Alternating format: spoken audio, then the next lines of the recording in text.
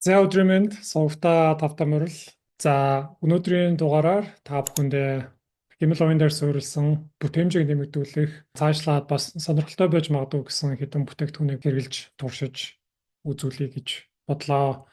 Эдгээр бүтээгдэхүүний зарим нь мэдээж та бүхний өмнөх видео контентын доор комментээр асуусан бүтээгдэхүүнүүдтэй холбогдох учраас сонирхолтой байна хаа гэж найдаж байна. За энд юу орж байгаа вэ гэхээр хинийх нь Perplexity гэдэг програм байна. Perplexity танд ямар асуудлыг шийдэж өгч чадах вэ гэхээр та магадгүй мэдээлэл хайхдаа Google руу ордог байх автоматар. ChatGPT руу бас орж ерөнхий мэдлэг мэдээллийг авдаг байж болох юм. ChatGPT ч гэдэг юм уу бусад LLM төрлийн төлөвүүдээс. Гэтэл ChatGPT-ийн нэг асуудал нь мэдээж hallucinate хийх буюу одоо хийм хардаг. Заримдаа хариултаа сайхан дураараа, зоргоороо зохиогоод хариулцдаг. Тэм учраас үнэн юм уу худлаа юм уу гэдгийг Google руу орж хаах тохиолдлууд бас зөндөө гардаг. Perplexity энэ асуудлыг шийдэж чадсан. Энэ юу вэ гэхээр Google дээр нэмэх нь ChatGPT гэдээ ойлгочээ. Тэгэхээр та Perplexity руу орлоо. Асуултаа бичнэ. Таны бичсэн асуултыг яг адилхан интернетээс хайна. За хариултыг танд бэлдэж өгөхдөө бодит датан дээр үндэслээд танд илүү ойлгож болохоос хурангуулад товчлоод магадгүй таны хүссэн форматын дагуу мэдээллийг гаргаад өгч байгаа. Тэгэхээр Perplexity бол хүн яг яагаад мэдээлэл хайдیں, хайсан мэдээллийнхаа хариултыг ямархуу бүтэц зохион байгуулалттай авах вэ гэдэг зүйл дээр маш сайн ажиллаж чадсан учраас сүүлийн үед технологийн салбарт том хүч төрөн гарч ирж байгаа нэг бүтээгдэхүүн байгаа. За Perplexity хэдүүлээ хэрэгжилж үздэг.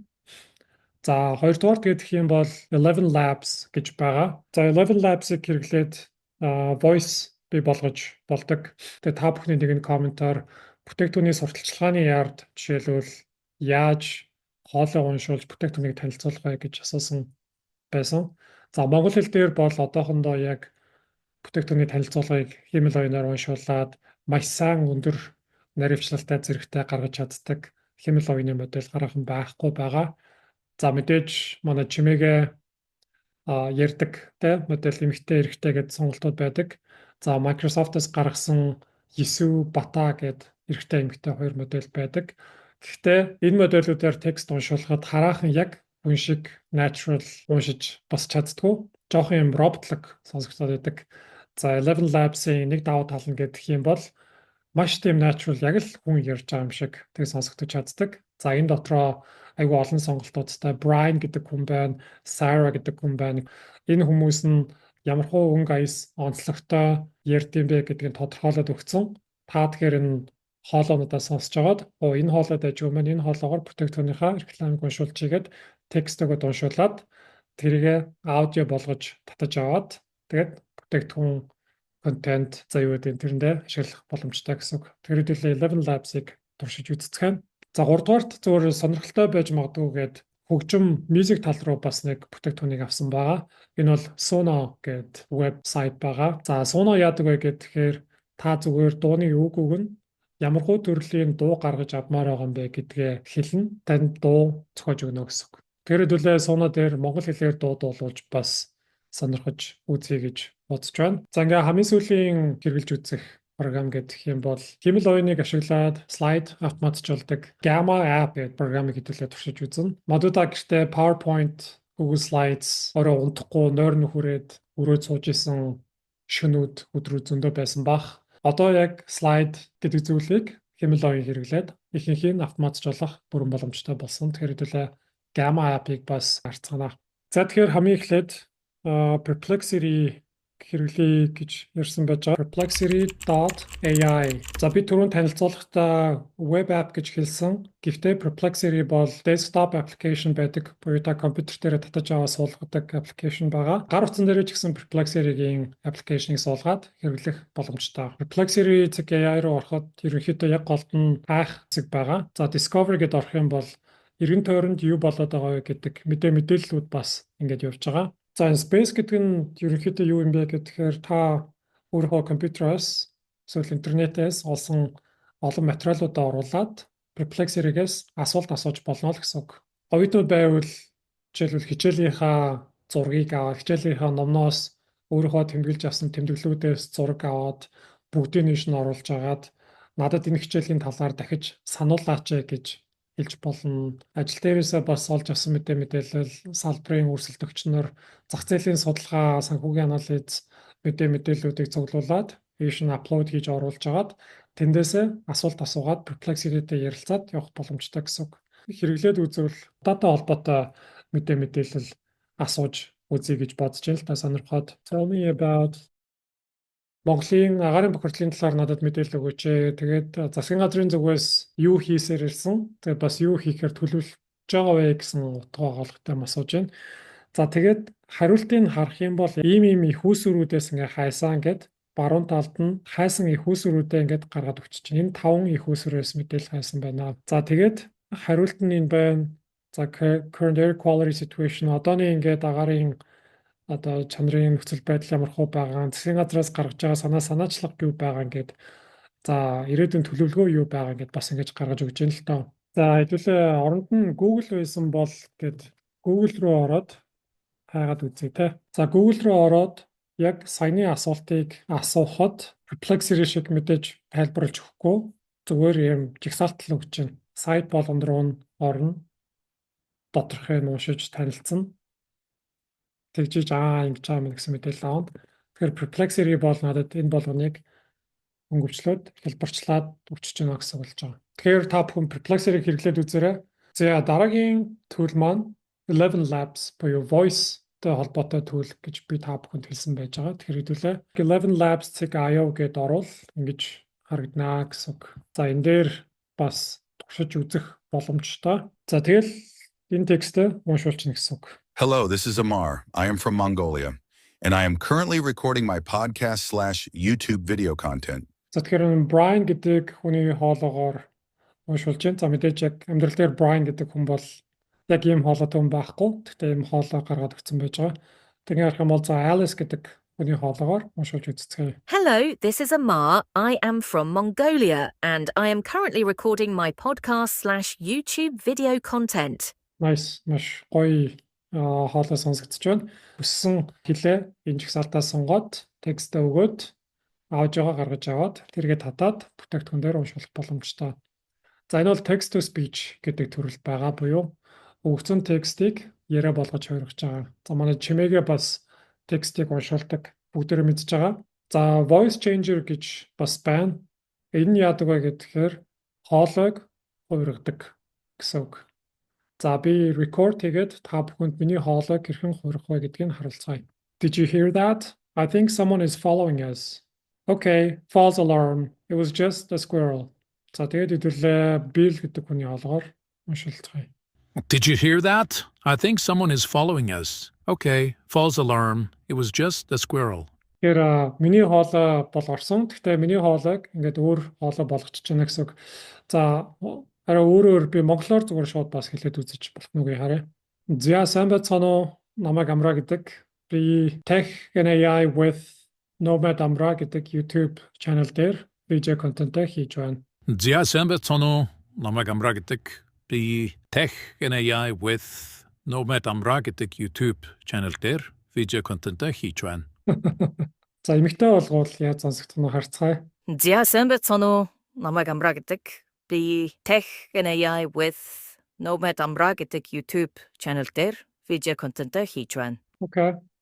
Тэгэхээр хоолоогоор бичлэг хийчээд тэр хоолоогоо өөр хоолой болгож бас гаргаж авах боломжтой буюу voice changer гэдэг байгаа. За тэгээд dubbing, voice cloning гэж хүртэл байгаа. Та өөрийнхөө хоолойг clone хийгээд хадгалаад одоо үлдчихэв.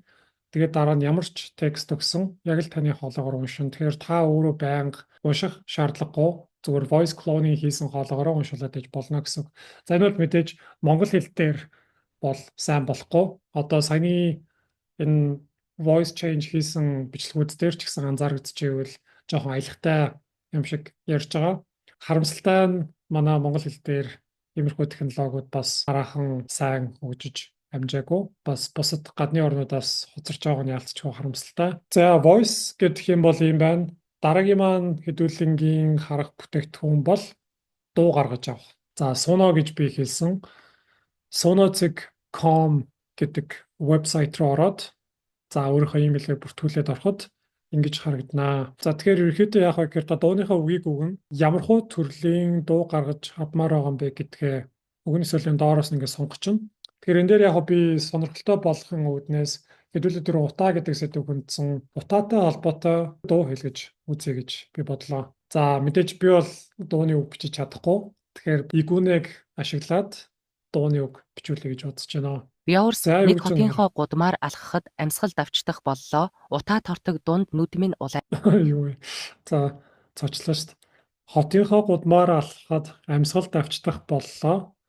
Утаа тортог дунд нүдмэн нулааж хоолой өвдлөө. Ямар их хор вэ? Ямар аимшигтай юм бэ?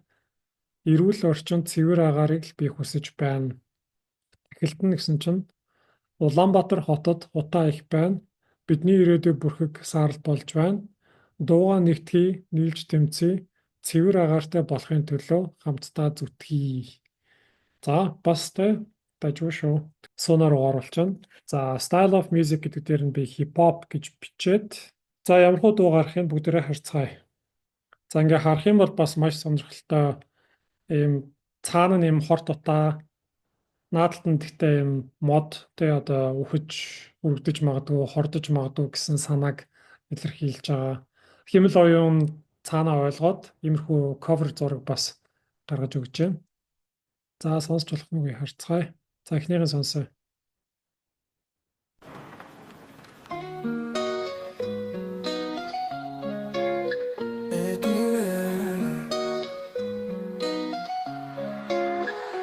Хотынхоо гудмаар алхахад амьсгал давчлах болов. Улаанбаатар хотод утаа их байна. Бидний ирээдүй бүрхэг саарал болж байна. За энэ бол ингээд хипхоп дуу гэсэн чинь яг хипхоп бол арай байж чадсангүй гэж бодож байна. Гэхдээ та бүх ингээд сонсох юм бол үгийн дуудлага яг ямар үед нь үргэлт авч уртаар ингэж хэлж байгаа те тэр монгол хэлний нюансууд бас айгүй дайггүй орж ирж байна гэж хараад байгаа. За хоёр дахь дуугийн сонсцгоё.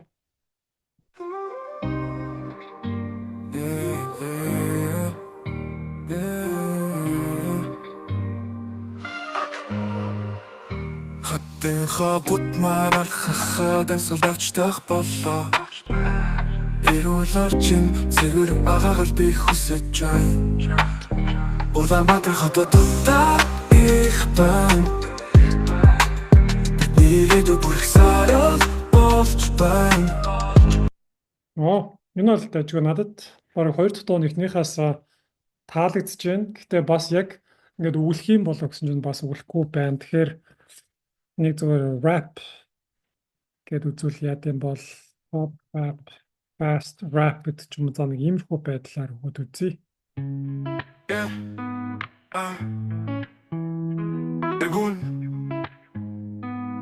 Эгүүн. Хотынхоо гудмаар алхахад амьсгал давчдах боллоо. Утаа тортог дунд нүдмийн нулааж хоолой өвдлөө. Ямар их хор вэ? Яасан амжилттай юм бэ? За тэг өмнөхөөсөө бас арай гайгүй хурдан болж эхэлж байна те. За энэ нөгөөтгөөс сонсч байна. Хотынхоо гудмаар алхахад амьсгал давчдах боллоо. Утаа тортог дунд нүдмийн нулааж хоолой өвдлөө. Ямар их хор вэ? Яасан амжилттай юм бэ? Эрүүл орчин цэвэр агаарыг би хүсэж байна. Улаанбаатар хотод утаа их байна.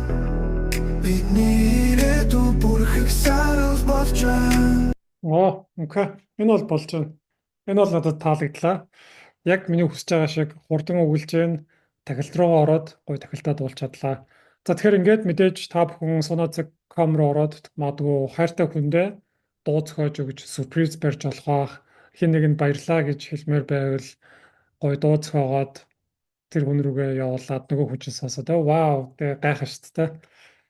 Тэгж бас баярлаа гэдгийг хэлж болох. За мэдээж энд үзүүлсэн жишээ шиг томоохон хурцтмал асуудалд өөрийнхөө дуу хоолойг бас юм бүтээлч байдлаар хувь нэмрээ оруулж болохоор байна. За тэгээд хэдүүлээ дараагийнхаа буюу хамгийн сүүлийнхаа төлөвийг харцгаая. Энэ бол Gamma app. За Gamma app ерөнхийдөө яадаг вэ гэхээр түрүү хэлсэнчлэн Gmail оюун дээр суйрлаад слайдыг автоматжуулж байгаа. Хуудас өрөөл, текст бичээл, bullet point бичээл, зураг оруулаад, хоорондох transition effect, ерөнхий template сонгох гэж бас баггүй цаг зарцуулдаг бол Gamma app энэ бүгдийг автоматжуулна гэсэн үг. За Gamma-Zig app-ийн маш их таалагддаг юм нь юу вэ гэхээр 3 ийм сонголтыг өгдөг. Та зүгээр ингээд гараараа бичсэн Norg байж болно. Интернетээс хайж олсон текстүүд олон мэдээллийн их үүсвэрээс хуулж аваад нэгтгэсэн нэг тийм том текст файл байж болно. Тэгэх юм бол тэрийгэ бүгдийг нээшн өгөөд Gamma app-аар слайдууд болгоод гаргуулчих болно. За хоёр дахь нь гэх юм бол та зүгээр нэг сэдв өгөөд энэ сэдвийн талаар надад слайд гаргаад өгөөч гэх юм бол Gamma app-аас шууд гаргадах боломжтой. Энэ нь танд магадгүй илүү brainstorm хийх гэж байгаа үед яг юу бичгээ мэдэхгүй слайдыг чинь нарийн ширхэг мэдээлэл нь байхгүй. Гэхдээ танд сэдв нь байгаа тохиолдолд та сэдвээ өгөөд Gamma-гаар ямархуу байдлаар слайд гаргаж болох нь гэдэг хараад санаагаа аваад нэг бол тэр гаргаж гисэн слайдыг янзлах эсвэл тэрний чиглэлээр магадгүй та судалгаа хийж аваад мэдээлэлээ цуглуулад буцаж ороод илүү чанартай слайд бас гаргаж авах боломжтой. Тэгэхээр энэ тохиолдолд би голынх нь буюу generate гэдгийг та бүхэнд үзүүлэх гэж бодож байна. Тэгээд хэдүүлээ сая утаатай холбоотой юм хийсэн болохоор би бас утаатай холбоотой слайд гаргуулъя гэж бодлоо. За 8 хуудас байх уу 10 хүртэл хуудас үнэгүй байгаад 10-аас дээш хуудас бол мэдээж төлбөр төлнө. За 10 хуудас гэдээ өгчээ. За хоёр дахь сонголт нь юу вэ гэхээр одоо слайдын өндөр гэх юм уу те тэр нь байж байна. За би жоохон илүү зураг мураг орж магадгүй гээд өндөр гэдгийг сонгож байна. Ямар хэл дээр байх юм бэ гэд хэлээ бас сонгож өгч болж байна. Мэдээж та гайхгүй бах. Монгол хэл маань данж байхгүй. За англи хэлний сонгож. Ер нь надад гэхдээ нэг ийм санагдаад хэмэл оюуны маш олон програмуудыг технологийн шийдлүүдийг харах болгонд монгол хэл их тохиолдолд байдгүй. Бусад хэлүүд дээр хэмэл оюуны маш гой технологиуд хөгжсөн хүмүүс гойгоо бүтээгдэхүүн хийж чаддаг, бүтээмжийг бий болгож чаддаг. Монгол хэл гэж байхгүй болохоор ягаад ч мэдэхгүй нэг технологийн хөгжлөөс хоцрох гээд байгаа юм шиг санагдаад байдаг. Гадаад хэлтэй хүмүүс бол мэдээж төдийлөн хоцрохгүй K-pop хийгээд яваад байж болох ч гэсэн манай оронд гадаад хэл мэдэхгүй зөндөө хүмүүс байдаг. Өгшин настай хүмүүс, хөдөө орон нутагт ажиллаж амьдарч байгаа хүмүүс, за жоохон хүүхдүүд бас байдаг. Тэр хүмүүс энэ техник технологийн хөгжил дэвшлээс хоцроод яваад байдаг. Бага энэ шинээр гарч байгаа техник технологиудад нь монгол хэл гэж байхгүй байгаад байдаг. Тэгэхээр энэ цаанаасаа бүр нэг юм lose магийн юм тохиронд бүрдсэн юм шиг амар тийм хэцүү санагддаг. Монгол гэж байхгүй болохоор come on гэж боддог. Тийм мэдээж гомдлоо суугаад ахгүй бас энэ асуудлыг барьж аваад өөрийнхөө чадах хэмжээнд юм хийж үзэх ёстой юм болов гэдэг бодол сүүлийн үед төрж байгаа. Тэгээд аль асуудлыг барьж авч юу хийж болохоор гэдгээ бас өөрөө бодож тунгаагаад энэ чиглэлээр бас ажил эхлүүлъя гэсэн тийм нууцхан далдгын хүсэл бол байгаа. За хэдүүлээ слайдаа харцгаая. Generate outline гэдэг орчоо. За outline гэдэг бол ерөнхийдөө би иймэрхүү бүтцээр слайдыг чинь гаргах нь байх шүү гэдэг outline-ыг гаргаад өгч байгаа гэсэн. Хүсэх юм бол тань дээр outline-ыг сольж болно. Слайд болгон дээр хэрэг текст оруулах вэ гэж маш товчхон текст авах юм уу, дунд зэргийн авах юм, амар текст авах юм уу, за дунд зэргийн текст гэдэг өгчээ. Зураг яах юм бэ гэхээр нэгдээ хэмэл оюуныг хэрэглэж байгаа учраас AI images гэдгийг сонгоод за тэгээд generate гэдээ орчих гэж бодож байна. За хэдүүлээ харцгаая. Энэ болгоныг хэрвээ би гараараа хийгээд сууж исэн бол хэрэг хугацаа орох байсан гэдгийг бол үнэхээр мэдэхгүй. Gamma app надад 10 хуудас слайд гаргаад өгчлөө. Маш гоё. За энэ дээр мэдээж энэ темплетийг бол сольж болж байгаа. Тэгэхээр энэ theme гэж ороод за агарын бохирдол гэдэг юм чинь жоохон хар бараан гэхдээ өнгө нь илүү юм акцентлаг тод байвал яа гэж бодоод үйлдвэр энэ бодвол Монгол гэрийг бас зурх гэж үзсэн юм байна л да. Гэтэ энэ манай нэг алдартай цахилгаан станцын одоо чинь яндан байж гэн тэ машины төвчрэл байж гэн одоо байгаа бодлого засгийн газраас одоо гаргаж байгаа санаачлага юу гэдэг ингээд иймэрхүү нэг хөрхэн бас зураг оруулсан тэ. Тэгэхээр энэ бол дайггүй болж гэн мэдээж шууд энийг аваад хэрэглэх үгүй байх. Гэхдээ би жишээ нь яг өөрийгөө аягүй сайн мэдчихэж байгаа нь би яг иймэрхүү слайд хийхдээ амар муу байдаг байхгүй юу? Текстийн хайлталтай бичих хэвээр, энэ зургийн хайлталтай хийх хэвээр, энэ доошоо харцсан сум 1 2 3 гэдэг дээр creativity миний бүтээлч байдал ерөөсөн ажилтгүй. Gamma app надад энийг гаргаад өчөж болохоор бүр аягүй гоё байгаа. Тэгэхээр би эндээс магадгүй ингээл текстийг яг солиод өөрийнхөө мэддэг мэдээлэл, хийсэн судалгаа үр дүн дээр толгуурлаад зарим нэг зүйлийг сольж болно. Гэхдээ энэ бол надад таалагдчихэв. За энэ дээр мэдээж маш сонирхолтой юм гэх юм бол одоо жишээлбэл за надад энэ хэсэг жоохон таалагдахгүй байна. Бизнесийг ингээд солимоор байна гэж болдог. Тэгэх юм бол одоо юу гэдэг ингээд за энэ текстийг жоохон юм engage юм болгоо гэд өчөж байгаа. Илүү юм одоо сонирхолтой болгоё гэдэг ингээд өччих юм бол та ингэж болно гэд өчөж байгаа. За тэгвэл ингээд сольчих гэдэг юм уу? Ингээд сольчих чинь. За ингээд өнөөдрийнхөө дугаарыг үгээр дуусгая.